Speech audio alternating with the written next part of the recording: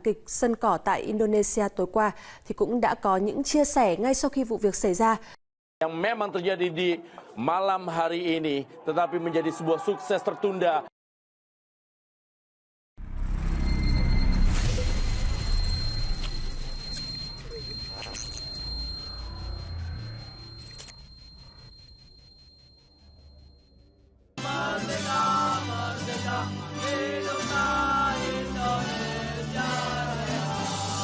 Siap, lakukan tendangan, gol!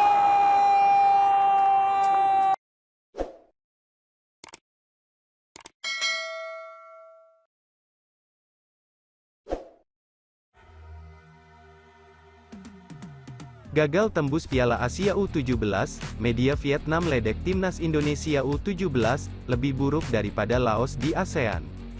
Media Vietnam meledek kekalahan memalukan timnas Indonesia U17 melawan Malaysia U17 dengan skor telak 1-5. Hal ini juga memastikan Indonesia U17 gagal mendapatkan tiket final Piala Asia U17 2023.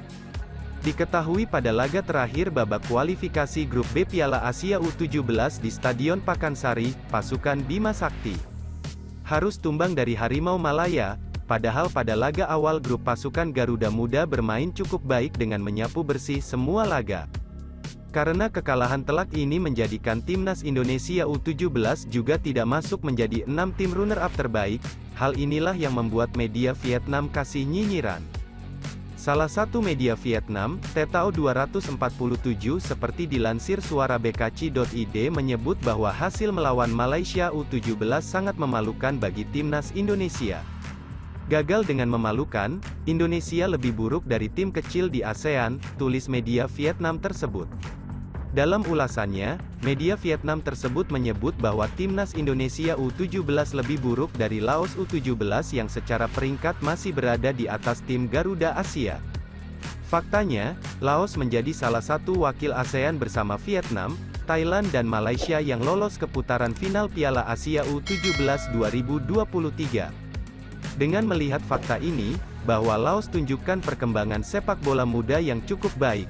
Sebaliknya, kegagalan timnas U17 menjadi sinyal melambatnya perkembangan sepak bola Indonesia, papar media Vietnam.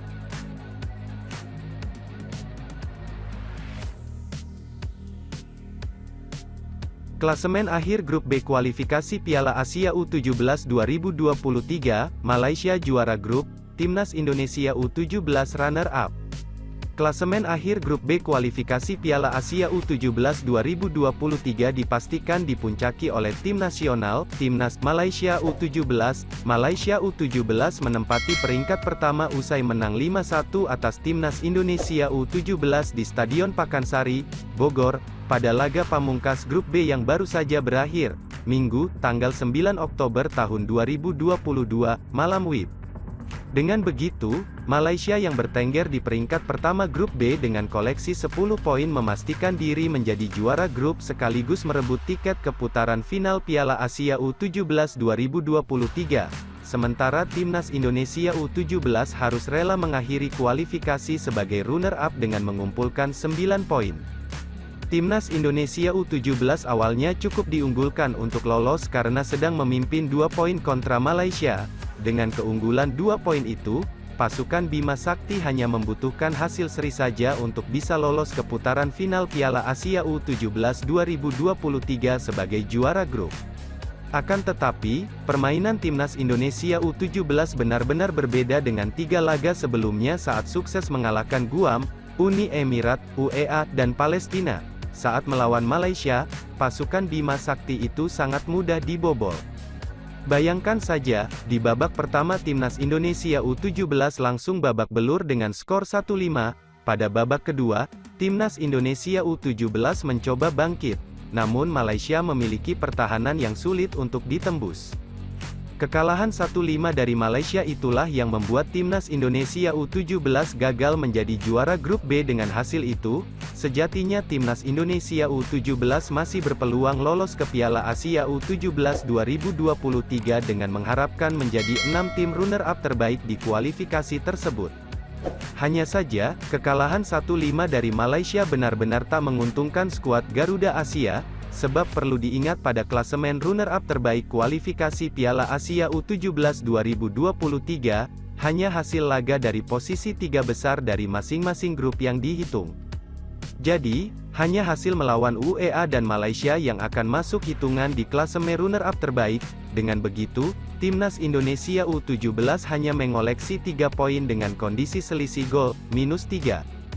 Kondisi itu membuat Timnas Indonesia U17 berada di peringkat ke-6 pada klasemen runner-up terbaik. Terlihat aman memang, namun 4 tim yang berada di bawah Timnas Indonesia U17 berpotensi untuk menggeser skuad Garuda Asia dari 6 besar tersebut. Pelatih Timnas U20 Indonesia, Shin Tae-yong mulai mengumumkan pemain-pemain yang dipanggil dalam pemusatan latihan, TC, di Eropa. Skuad Garuda Nusantara akan menjalani TC di Jakarta pada tanggal 8 Oktober, selanjutnya TC akan dilanjutkan di Turki pada tanggal 10 Oktober hingga tanggal 5 November tahun 2022. Sementara itu TC di Spanyol akan mulai berjalan pada tanggal 4 Desember tahun 2022. Sebelumnya, 3 pemain Persib Bandung yakni Kakang Rudianto, Ferdiansyah, dan Robby Darwis diumumkan melalui laman resmi klub pada tanggal 8 Oktober tahun 2022. Mereka sebelumnya juga memperkuat skuad Garuda Nusantara pada ajang kualifikasi Piala Asia U20 2023. Salah satu yang menjadi perhatian adalah Robby Darwis. Dia mendapatkan tugas dari Shin Tae-yong untuk bermain di beberapa posisi. Hasilnya, Robby mampu menjalani tugas dan penampilannya mendapatkan apresiasi. Terbaru, 2 pemain dari Borneo FC mendapatkan panggilan ke skuad Garuda Asia. Pemain tersebut adalah Rabani Tasnim dan Dava Fasya. Kabar ini disampaikan melalui laman resmi klub terkait 2 pemain tim Pesut Etam yang mendapatkan panggilan timnas. Sekretaris Borneo FC, Farid Abu Bakar berharap mereka bisa berkontribusi untuk skuad Garuda Nusantara. Kita patut bersyukur dengan pemanggilan pemain usia muda Borneo ini untuk kebutuhan timnas. Semoga mereka bisa membawa Indonesia terbang tinggi, kata Farid Abu Bakar dilansir bolasport.com dari laman resmi klub. Pemanggilan Rabani tentu bukan tanpa alasan. Pemain kelahiran Bekasi ini merupakan salah satu top skorer Timnas U17 Indonesia di ajang kualifikasi Piala Asia 2023. Bahkan, dalam 3 pertandingan nama Rabani tidak pernah absen dengan sumbangan golnya.